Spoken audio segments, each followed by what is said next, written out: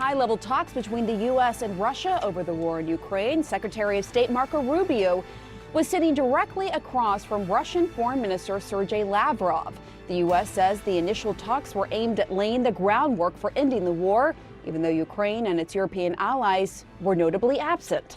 A short time ago, U.S. and Russian officials weighed in on the high-stakes meeting and the path going forward.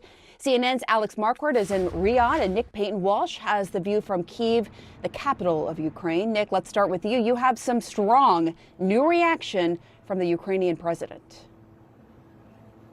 Yeah, you mentioned there how Ukraine was not party to these talks, that increasingly from the readout we've got seemed to be about the improvement of American and Russian relations, notably the improving of diplomatic relations and embassies in Washington and Moscow. We've had our first reaction to this meeting essentially about Ukraine. We thought without Ukraine being there, from Ukraine's President Volodymyr Zelensky, who said in Ankara, Turkey, sort of hovering around the Gulf area over the past few days, saying he would go to Saudi Arabia tomorrow. That, he said, was a bilateral meeting, not related to these talks, but I think many thought perhaps there was some suggestion in his mind maybe he may end up involved somehow. Well, that's now not going to happen. He has just announced that he will be cancelling tomorrow's trip to Saudi Arabia, postponing it till the 10th of March. That's a long way down the line in diplomatic terms. He also says, we want an end to the war, we want it to be fair, and nothing that anyone decides behind our backs. I think that's fair. He goes on to say, we weren't invited to this Russian-American meeting. It was a surprise for many people. We got the information from the media. I don't really care who will stay in Riyadh and who's leaving. I don't care if our partners think something unnecessary about us. Determined, perhaps a little angry there, and certainly deciding that any fallout from this meeting, we do seem to get the impression that the Americans and Russians are not staying on for further talks, doesn't involve Ukraine at this point. Zelensky will receive the American Trump administration envoy to Russia and Ukraine, General Keith Kellogg, here, likely Thursday, Friday. But this is a stark reaction to talks which do appear to have been essentially about improving the American-Russian relationship, possibly making a peace deal in Ukraine part of that wider deal, then the focus of that main deal. And perhaps I think this reaction from the Ukrainian president a sign of how little progress perhaps they feel has been made to their benefit there, and really how isolated they've begun to feel over the past weeks. Yeah, they clearly feel iced out. Alex, so what is Secretary Rubio saying about the meeting and any tangible outcome?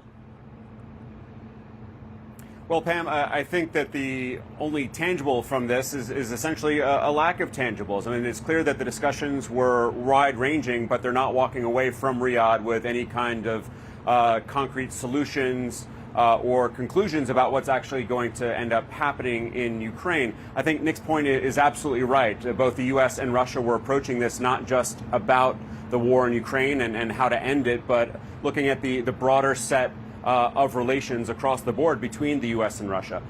We do have a rather specific list from the State Department of what was agreed to in terms of the conversations that will be going forward.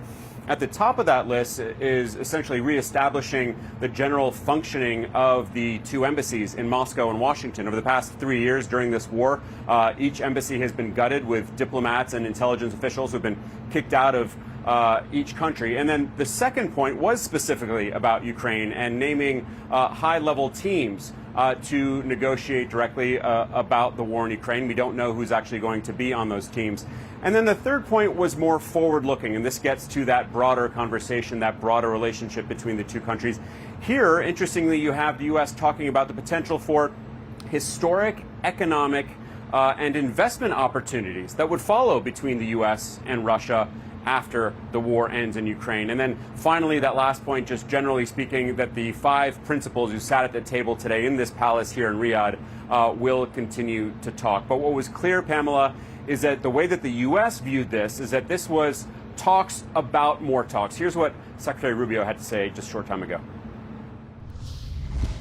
But we have to understand that it's been 3.5 years since there's been any sort of regularized contact between the United States and Russia, and in some cases between any of the participants in this conflict and Russia. So the goal of today's meeting was to follow up on the phone call the President had a week ago and begin to establish those lines of communication.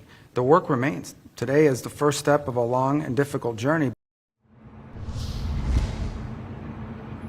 And Pamela, there had also been some thinking that this meeting would lead to a summit between Presidents Putin and Trump, perhaps as early as next week. Both the U.S. and Russian sides making it sound like that is very unlikely. No date, we are told, has been set for that meeting. Pamela. All right. Nick Payton-Walsh, Alex Marquardt, thank you so much. Let's continue this conversation. Joining us now are CNN Global Affairs analyst Kim Dozier and former CNN Moscow Bureau Chief Jill Doherty. Kim, what do you make of Zelensky postponing his trip to Saudi Arabia? That seems like a significant and perhaps negative development in the overarching goal of reaching a peace deal. How do you read it? Well, it's one way to send a message that he doesn't like how the White House has handled these opening talks with Russia, that he doesn't feel like he's been looped in.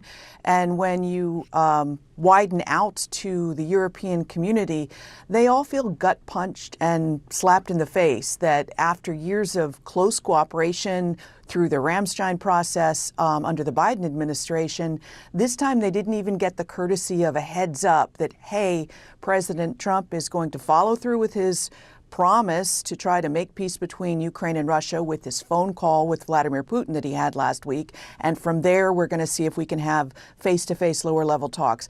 If anyone had gotten that heads up instead of the way this unfolded, with everyone hearing from Trump out of the Oval Office about things, and then the bruising comments from a series of U.S. officials in Brussels and Munich, they feel very differently. So one of the only things Zelensky can do is withdraw his presence and say, you're not going to bully us into this.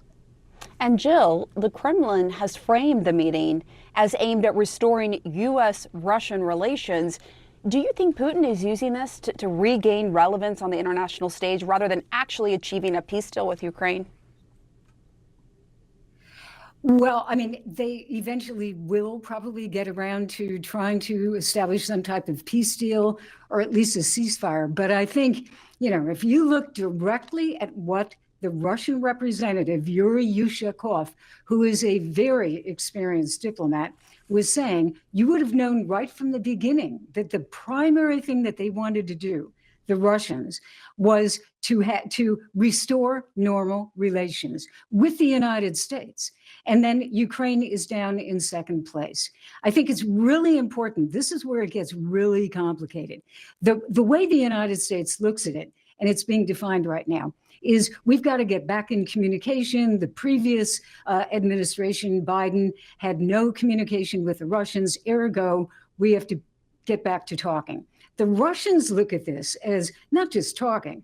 The mere fact that they are meeting, the mere fact that they are going to talk is hugely important for the Kremlin, because it means Russia's back on the stage. They're already talking about, you know, putting ambassadors back into the embassies, talking, et cetera. This is exactly what Putin wants. The end of isolation and the beginning of bringing Russia back and bringing Putin back onto the world stage. That's what they want. And they are definitely getting it right now. And to follow up on that, Moscow and Trump himself have talked about meeting in person between, you know, Trump and Putin, potentially a summit between the two. President Trump has said that could happen very soon. Why is that so significant and more significant than a phone call? Well, because summits are a big deal. I mean, really, you can just imagine President Trump, President Putin sitting down after all of this time, you know, a war now maybe being brought to an end, restoration of relations. This would be a very big event on the world stage. It would be something that President Trump wants, definitely, because I can't imagine a bigger photo op. And then President Putin wants that because it would just kind of put the stamp on his being back. Now, none of this is necessarily bad. You know, the countries eventually do have to get talking. But the problem is, as we're all looking at this, we're thinking it is negotiations, beginning of negotiations about Ukraine. But really what it is, it's about the United States and Russia and then Ukraine. And that's why Zelensky is having a problem. And that is why the Europeans are having huge problems, because many of the things that the Russians are saying and they're saying them very precisely, are the demands that Vladimir Putin had right before he invaded Ukraine in 2022. And that's where they want to go back to that, which means no NATO, nowhere, get NATO out of Europe. And that's extremely, extremely significant. It certainly is. Jill, Kim, thank you so much.